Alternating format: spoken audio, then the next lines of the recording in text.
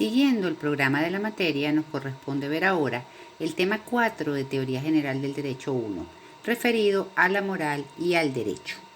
En este tema 4 hablaremos de la definición de norma moral, las relaciones que existen entre moral y derecho, las diferencias entre moral y derecho, y aquí utilizaremos determinados criterios de distinción, es decir, hablaremos de las diferencias entre moral y derecho desde distintos puntos de vista, es decir, diferencias en cuanto a la extensión de su objeto material, su objeto formal, en cuanto a la unilateralidad y bilateralidad, en cuanto a la interioridad y exterioridad y en cuanto a la autonomía y heteronomía, para finalizar exponiendo la teoría que al respecto maneja el padre Luis María Olazo, que se llama teoría de la dependencia indirecta del derecho respecto a la moral.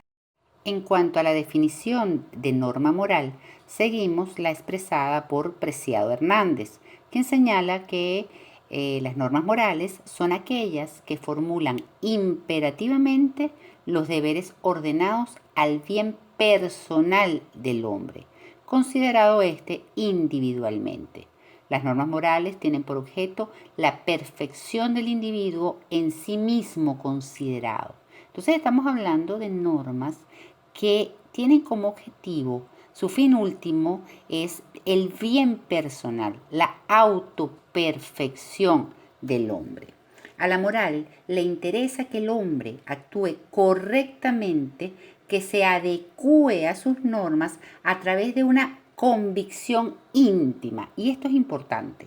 Es decir, que cumpla con la norma moral porque el hombre está convencido interiormente de que es lo correcto. El hombre debe estar convencido, creer que las normas morales pues imponen las conductas correctas y por ello voluntaria y espontáneamente las cumple. Entonces, esto es una de las precisiones importantes al hablar de moral, que son normas que imponen deberes, por eso él habla de son aquellas que formulan imperativamente los deberes y estos están ordenados, están dirigidos a la autoperfección del hombre, a la perfección personal del hombre. Por otra parte, cuando hablamos de moral y derecho, podemos señalar que entre ambos órdenes normativos existen estrechísimas relaciones, están muy vinculados. Vamos a ver que tanto la moral o las normas morales como las jurídicas constituyen ordenamientos normativos. Es decir, las normas morales y las normas jurídicas están organizadas como sistema de reglas de conductas. Están concebidos como conjunto de normas, de reglas que van a regir la conducta del hombre. Por otra parte, tanto la moral como el derecho tienen el mismo objeto material de regulación.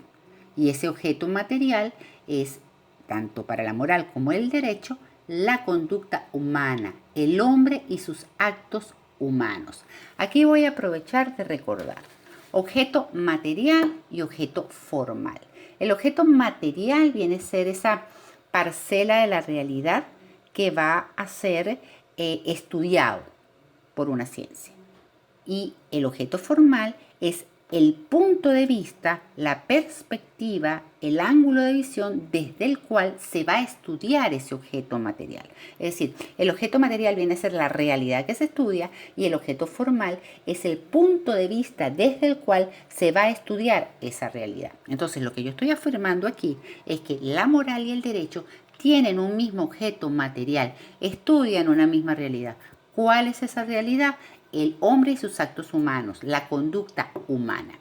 Y en tercer lugar, dentro de las relaciones entre moral y derecho, vemos que tanto las normas morales como las normas jurídicas persiguen la realización de valores. Ambas están concebidas en función de valores. Por su parte, el derecho pues persigue ¿cuáles valores? La justicia, el bien común y la seguridad jurídica. Y la moral, por su parte, pues ¿qué persigue o qué busca? el perfeccionamiento íntimo de la conducta del individuo. Pero vemos que las dos normas están en función de la realización de valores. Bien, comenzamos con las diferencias entre moral y derecho. Y como ya les afirmé, pues vamos a hacerlo partiendo de distintos criterios de distinción. Primera diferencia entre moral y derecho. Aquí nos vamos a referir a la extensión del objeto material. Venimos afirmando que el objeto material de la moral y el derecho es el mismo, el hombre y los actos humanos. Pero hay una diferencia, y esa diferencia se basa en la extensión del objeto material. ¿Por qué? Porque para la moral, el objeto material incluye todos los actos humanos. La moral alude, estudia, se enfoca en todos los actos humanos, es decir, todos aquellos actos realizados por el hombre con conocimiento, con voluntad, con libertad. Ahora, el derecho, pues también estudia el sujeto material, es el hombre y sus actos humanos, pero aquí el derecho se limita a los actos humanos intersubjetivos. A diferencia de la moral, que estudia todos los actos humanos, el derecho solo se refiere a actos humanos intersubjetivos, aquellos realizados entre dos o más sujetos, aquellos que suponen la interacción, la relación entre dos o más sujetos. Entonces, el objeto material de moral y derecho es el mismo. Son el hombre y sus actos humanos. ¿Cuál es la diferencia? La extensión de ese objeto material. En el caso de la moral, pues es más amplio, porque abarca todos los actos humanos, en tanto que con el derecho se reduce a los actos humanos intersubjetivos. Bien, en cuanto a la distinción entre moral y derecho, según el criterio del objeto formal, debemos afirmar que la moral y el derecho tienen un objeto formal distinto porque tienen una valoración y finalidad distinta. Así pues, la moral regula los actos humanos en función del bien o perfección personal, es decir, en función de los valores inherentes al hombre, de su fin último. De allí que la moral determina lo que es bueno. Monroy Cabra afirma que la norma moral enjuicia la conducta del hombre a la luz de los valores supremos hacia los cuales se debe orientar la vida humana. Por su parte, el derecho regula los actos humanos en función de la obtención del bien común o social, de los valores de la sociedad, de la vida colectiva, y por eso el derecho determina lo que es justo. El derecho busca el perfeccionamiento de lo social, la moral busca el perfeccionamiento personal. Ahí pues tenemos las dos grandes diferencias en cuanto a objeto formal. ¿Desde qué punto de vista regula la moral la conducta del hombre? Desde el punto de vista de la obtención del bien personal. ¿Desde qué punto de vista regula el derecho la conducta del hombre? Desde el punto de vista de la obtención del perfeccionamiento de lo social, de la obtención del bien común o social. Entonces esta es la diferencia básica en cuanto al objeto formal. Otras de las diferencias entre moral y derecho tienen que ver con la unilateralidad y bilateralidad. Vemos que las normas morales son unilaterales, porque frente a la persona que tiene un deber moral, no existe otra persona facultada para exigirle el cumplimiento de ese deber. Las normas morales son imperativas, solo imponen deberes, no atribuyen derechos. Por su parte, el derecho, las normas jurídicas son bilaterales. Siempre, y eso grábenselo, establecen relaciones, regulan relaciones entre dos o más personas. Recordamos que los actos humanos que le interesan al derecho son los intersubjetivos, aquellos que se dan entre dos o más personas. Así, Monroy Cabra dice que el derecho, las normas jurídicas, regulan la conducta de un sujeto en relación con la conducta de otro u otros sujetos. Entonces, por su parte, el derecho, las normas jurídicas son imperativo-atributivas. ¿Por qué? porque imponen deberes y atribuyen derechos. Frente a la persona del obligado, frente a la persona que tiene el deber jurídico, existe otra persona en esa relación jurídica que está facultada por la norma para exigirle el cumplimiento del deber jurídico, lo que no pasa con la moral. Ahí no hay esa relación entre dos personas, son unilaterales. La norma moral impone deberes, no atribuye derechos. Un punto a comentar es que señalan que las normas morales, o se señala que las normas morales imponen deberes para consigo mismo y las normas jurídicas imponen deberes para con los demás.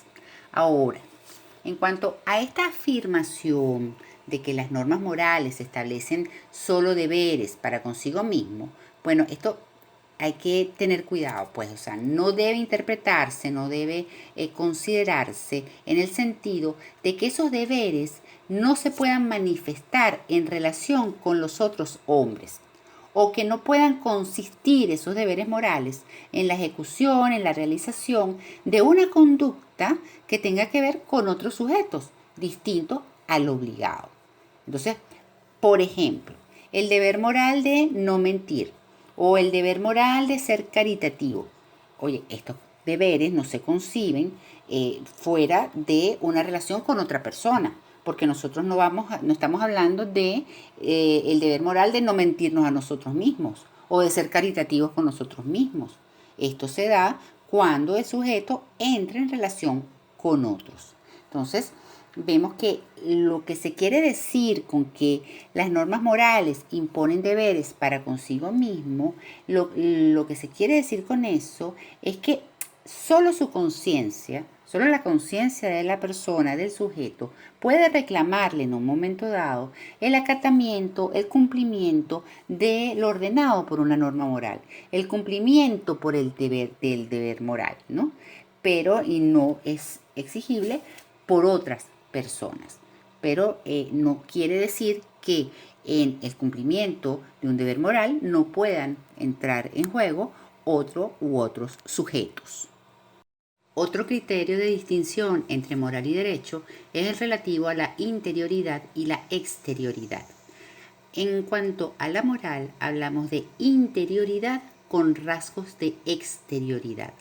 ¿Qué quiere decir interioridad? Aquí estamos hablando que la moral fundamentalmente rige, regula el aspecto interno de los actos humanos. En la moral se valora la intención que tiene el hombre al realizar un acto, la bondad o maldad en su proceder. Es decir, cuando hablamos de la moral, estamos hablando de que en ella se centra la valoración en cuál fue la intención que tuvo el sujeto al realizar el acto, cuáles fueron sus motivos, qué lo motivó, qué lo movió, había bondad en ese actuar, había maldad, qué fue lo que lo llevó a actuar de una determinada manera. Eso es fundamentalmente evaluado en la moral. Ahora, ¿por qué hablamos de rasgos de exterioridad? Bueno, porque vemos que la moral se ocupa, si bien se ocupa de esos aspectos internos de la actividad humana, para ella no deja de tener importancia las consecuencias exteriores del actuar humano. Es decir, la moral valora principalmente el aspecto interno, pero sin desinteresarse, sin dejar de lado la acción exterior, las consecuencias externas de ese actuar del hombre. Por su parte, en el derecho hablamos de exterioridad con rasgos de interioridad. Es decir, el derecho es fundamentalmente exterior.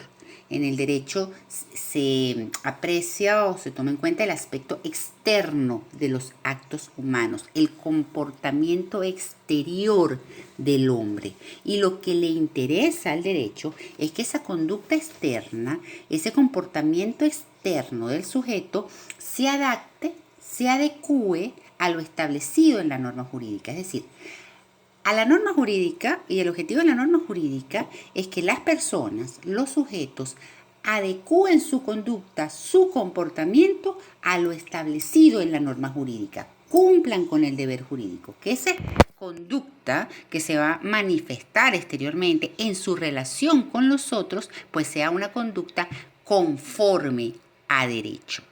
Ahora, en cuanto al derecho, también pues se valora, se aprecia, ¿cierto? O tiene ciertos rasgos de interioridad. Es decir, el derecho no se limita, no se conforma con la pura legalidad del acto. Con frecuencia se analiza la conciencia y los motivos de la conducta del hombre, atribuyéndole consecuencias jurídicas en mayor o menor grado. Por ejemplo, en el caso del derecho penal, ahí pues ante un delito pues se estudia, se toma en consideración la intención del sujeto a los fines de determinar si hubo o no hubo delito o la magnitud de un delito. También lo vemos en el derecho civil. Hay casos en los que se le da relevancia a los motivos o razones que puedan influir en las personas a la hora de celebrar un contrato. Entonces aquí no estamos hablando de absolutos. Es decir, aquí no se trata de decir la moral es interior y el derecho es exterior. No. Aquí hablamos de la moral, una relevancia, una prevalencia de la interioridad, porque efectivamente se centra en esa intención, en esos motivos, en esas razones del hombre al actuar, pero toma en cuenta las consecuencias externas que estos actos puedan tener, y en el derecho efectivamente predomina fundamentalmente la exterioridad. La norma jurídica quiere que la persona acate el deber jurídico. Tanto es así que, como hemos hablado, pues si no lo acata voluntariamente es coercible y el Estado vía la fuerza puede imponer su cumplimiento. Pero hay casos también en el derecho en donde se evalúa, en donde se pondera, pues cuáles fueron los motivos, cómo fue la conciencia del hombre a la hora de realizar un acto. En cuanto a la coercibilidad e incoercibilidad, podemos afirmar que las normas morales son incoercibles. Las normas morales suponen un cumplimiento auténtico que deviene de la voluntad de cada individuo. Se trata de un cumplimiento que debe efectuarse en forma espontánea. Así, por tanto, la moral es incoercible, no puede ser impuesta por la fuerza, no puede intervenir el Estado para imponer vía la fuerza el cumplimiento de una norma moral. ¿Por qué? Porque ese perfeccionamiento personal, esa autoperfección que ella busca, solo es factible, solo es válida cuando el sujeto actúa espontáneamente, con conciencia y con libertad. Sin embargo, podemos señalar que la moral como orden normativo ejerce de alguna manera una presión sobre el libre albedrío del hombre, exigiéndole el cumplimiento de sus normas. Si las viola, le quedará una sanción interna, ¿no? Aquí cuando hablamos de una sanción por incumplimiento de norma moral, hablaríamos de una sanción interna que puede traducirse en pesar, tristeza, remordimiento, etc. Por su parte, como ya lo hemos dicho antes, las normas jurídicas son coercibles, es decir, su cumplimiento puede ser exigido mediante el uso de la fuerza del poder del Estado, cuando el deber jurídico no es cumplido espontáneamente por el obligado. Recordemos cuando hablábamos de la teoría de la tridimensionalidad, que hablábamos de la dimensión axiológica y que decíamos que las normas, lo que justificaba que una norma fuera coercible era porque la norma era una proyección de un valor. Siempre las normas están en función de proteger valores superiores, resguardan valores superiores. Entonces, lo que justificaba la intervención, el uso de la fuerza, el exigir el cumplimiento a través de la fuerza, es que precisamente se está protegiendo un valor superior en las normas jurídicas. Por ello, las normas jurídicas son coercibles. Las normas morales son incoercibles.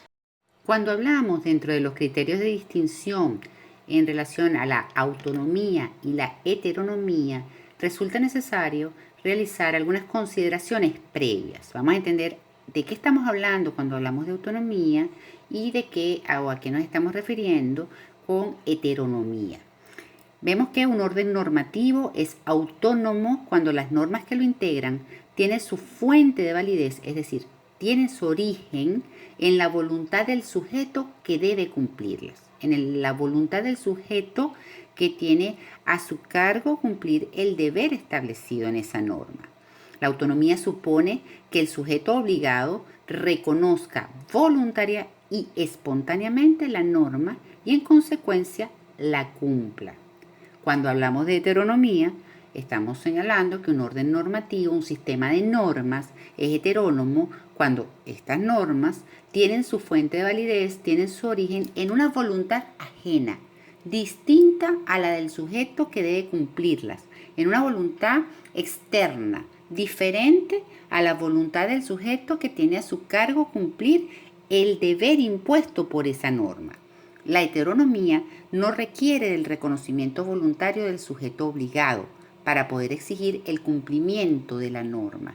Entonces, fíjense, cuando uno habla de autonomía y de heteronomía, la primera noción que le debe venir a uno a la mente es la de la voluntad. Así entonces, la norma tiene su origen, se fundamenta en la voluntad del sujeto que tiene que cumplirla o tiene su origen en una voluntad distinta a la del sujeto que debe cumplirla. Si tiene su origen, si se fundamenta, si depende de la voluntad del sujeto que debe cumplirlas, estamos hablando de autonomía o de normas autónomas. Si tiene su origen la norma en una voluntad extraña, ajena, diferente al sujeto que debe cumplirlas, entonces estamos hablando de heteronomía, de normas heterónomas. Así pues, cuando vamos a hablar de la moral, podemos afirmar que la moral es heterónoma con aspectos de autonomía. Es decir, es fundamentalmente heterónoma porque las normas morales no tienen su origen o fuente en la voluntad del sujeto obligado a cumplirlas, sino que se origina de la propia condición humana.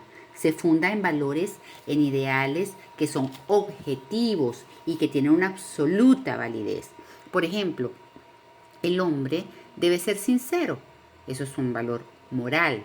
Y debe ser sincero no porque él se haya propuesto serlo, así que ni porque una ley se lo exija o se lo imponga. El hombre debe ser sincero porque la sinceridad es un valor que puede y debe realizar. Es decir, el hombre no se dicta a sí mismo la ley moral. El hombre no se hace una moral a su gusto y medida. Entonces, por esto, la moral es básicamente heterónoma. La norma moral no se origina, no depende de la voluntad del sujeto obligado a cumplir el deber moral. Las normas morales se basan en valores de carácter objetivo. El hombre no se hace una moral a la medida. Ahora, podemos hablar que la moral tiene dos aspectos de autonomía. ¿Cuáles son estos dos aspectos? Primero, la norma moral debe ser reconocida por el sujeto para que lo obligue a un deber concreto. Recordemos cuando definíamos norma moral, decíamos que la norma moral requiere de la íntima convicción del sujeto que considera que el deber establecido en la norma es lo correcto y a través de esa íntima convicción, pues para él reconoce ese deber y lo cumple. Entonces esto es un aspecto de autonomía, aquí interviene la voluntad del sujeto y el reconocimiento del sujeto. Otro aspecto de autonomía es que el descubrimiento y la evolución, el avance de una mayor vida moral, de mayores ideales morales, pues va a depender también del sujeto, de la voluntad y del reconocimiento y de la convicción que tiene el sujeto. Por su parte, el derecho es plena y totalmente heterónomo. En el derecho no vamos a encontrar ningunos aspectos de autonomía. ¿Por qué el derecho es pleno y totalmente heterónomo? Porque el fin del derecho es el bien común, es el bien social, busca el orden social y la norma jurídica se impone, se hace cumplir independientemente de que el sujeto obligado la reconozca o no. Imagínense lo imposible que sería establecer el orden social, el orden dentro de la sociedad, si para cumplir una norma jurídica tuviese que contarse con el reconocimiento, la voluntad o que el sujeto obligado esté de acuerdo o no esté de acuerdo con la norma. Eso nos llevaría a una anarquía completamente. La norma jurídica no tiene su origen en la voluntad del sujeto obligado, no tiene su origen en la voluntad del sujeto que tiene a su cargo el cumplimiento del deber jurídico, sino en una voluntad distinta, ajena, a una voluntad que está fuera del sujeto que tiene que cumplir el deber jurídico. Y esa voluntad pues se encuentra en el legislador o en el Estado a través de los órganos competentes que generan las normas jurídicas. No está en la voluntad del sujeto que tiene que cumplir ese deber jurídico. Entonces, ya sabemos, moral es heterónoma con aspectos de autonomía y el derecho es plena y totalmente heterónomo.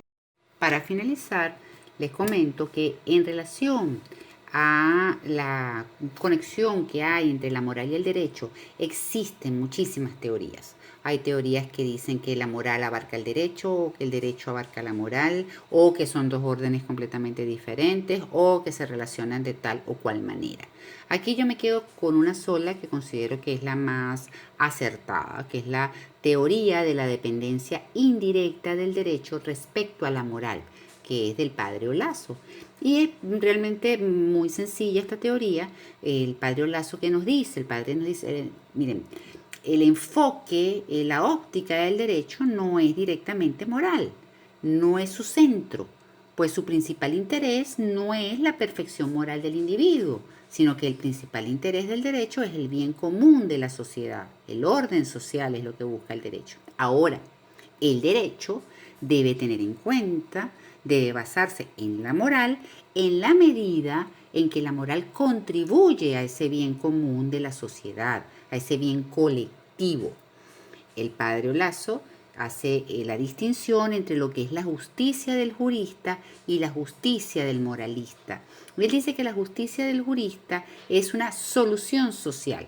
¿Por qué? Porque tiene como fin solucionar en la práctica los conflictos de intereses, la resolución de conflictos, los problemas que surgen de la convivencia humana. Por su parte, la justicia del moralista es una virtud que tiene como fin la perfección moral del individuo.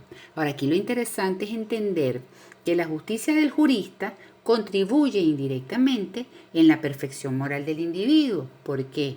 Hablábamos que la justicia del jurista busca una solución social, es decir, dirimir los conflictos que pueden presentarse entre los individuos dentro de la sociedad.